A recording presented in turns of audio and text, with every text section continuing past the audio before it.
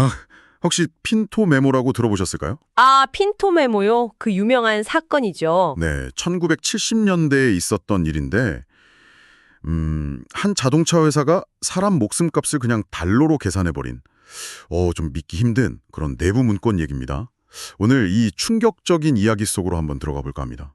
네, 흥미로운 주제가 될 것 같습니다. 이 사건을요, 안치용 ESG 연구소장하고 이윤진 ESG 비즈니스 리뷰 편집인이 함께 쓴 ESG 배려의 정치경제학이라는 책이 있거든요. 아, 네네. 그 책 저도 봤습니다. 거기서는 이걸 천민 자본주의라는 개념이랑 아주 깊숙이 연결시키더라고요.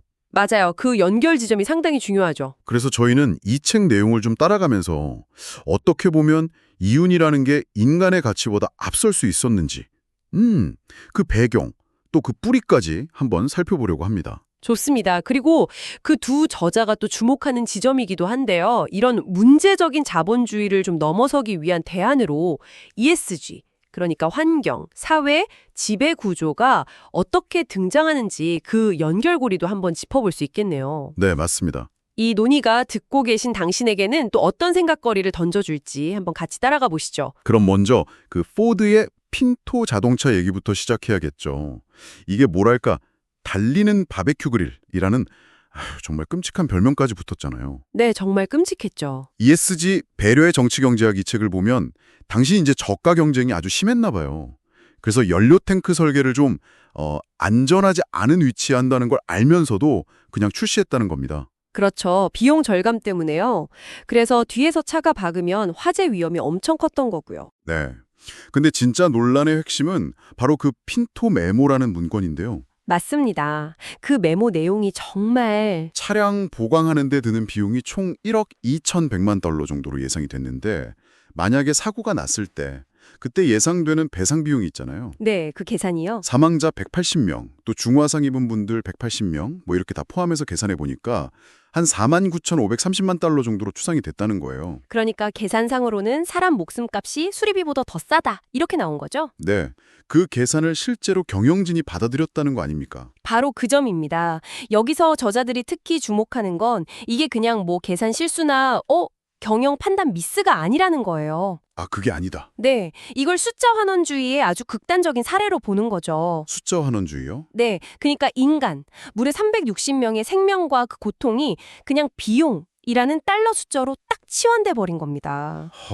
안 소장하고 이 편집인은 바로 이런 식의 경영 방식, 그러니까 숫자 뒤에 있는 인간을 전혀 보지 못하는 걸 천민자본주의 경영이라고 부르는 거죠. 아, 그게 바로 천민자본주의 경영이군요. 네, 이 책에서 막스 베버가 언급했던 천민자본주의 개념을 가져와서 설명을 하는데요. 네네. 이게 단순히 그냥 돈만 밝히는 걸 넘어서는 개념이에요.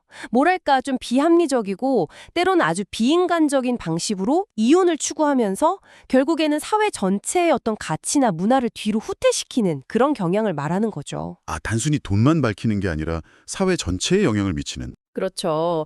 저자들은 이런 현상이 왜 나타나나 그 배경으로 몇 가지를 짚어요. 뭐 국가제도가 좀 부실하다거나 인간성을 좀 간과하는 교육 시스템, 그리고 오로지 단기 이윤 극대화에만 매몰된 그런 기업 문화 같은 것들을요. 복합적인 원인이군요. 네.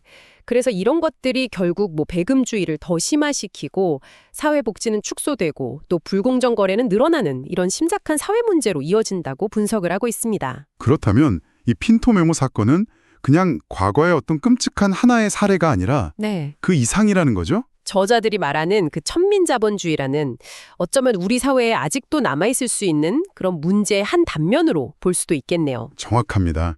안 소장과 이 편집인은 실제로 이런 경향이 뭐 사라지기는커녕 오히려 다른 형태로 계속되거나 더 강해질 수도 있다고 우려해요. 아, 정말요? 네. 심지어 이걸 야만 사회로 돌아갈 수도 있는 가능성으로까지 경고합니다. 야만 사회요? 네. 그러니까 돈으로 계산할 수 없는 가치들, 예를 들면 인간의 존엄성 같은 것들이 설 자리를 점점 잃어버리는 그런 사회 말이죠. 아, 심각하게 보고 있군요. 바로 그 지점에서 ESG 배려의 정치경제학 이 책이 아주 흥미로운 결론으로 나아가는데요. 어떤 결론인가요? 저자들은 ESG, 즉 기업 활동에서 환경, 사회, 그리고 지배구조를 중요하게 고려하는 이 흐름이 있잖아요. 네, 요즘 많이 이야기되는 ESG요. 이걸 바로 이런 천민자본주의나 야만 사회로 가는 경향에 대한 일종의 온건한 개혁 시도로 평가를 합니다. 아, 개혁의 시도다. 네, 현실적으로 자본주의 자체를 완전히 버리기는 어려우니 그 틀 안에서라도 어떻게든 인간적인 가치와 지속 가능성을 다시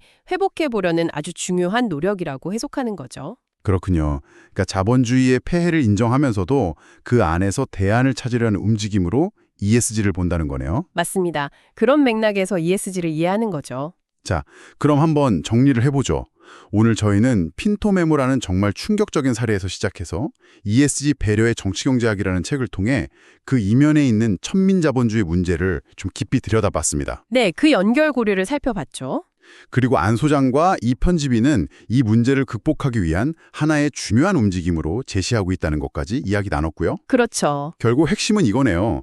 기업의 목표인 이윤 추구와 또 인간 존중이나 사회적 책임이라는 가치 사이에서 어떻게 균형을 잡을 것인가 하는 아주 오래된 질문으로 다시 돌아가는 것 같습니다. 네, 아주 근본적인 질문이죠. 두 저자는 ESG를 온건한 개혁 시도라고 표현했습니다. 그럼 여기서 듣고 계신 당신에게 한번 질문을 던져보고 싶어요. 어떤 질문인가요? 과연 이 ESG라는 것이 핀토메모로 상징되는 그 숫자 환원주의나 천민자본주의의 아주 깊은 뿌리까지 정말 바꿀 수 있을까요? 정말 어려운 질문이네요. 아니면 우리가 정말 돈으로 살 수 없는 가치를 지키기 위해서 ESG 그 너머에 또 무엇을 더 고민해야 할까요? 이 질문에 대한 당신만의 답을 한번 찾아보시는 것도 의미가 있겠습니다. 네, 깊은 고민거리를 던져주셨네요. 오늘 함께해 주셔서 감사합니다. 네, 감사합니다.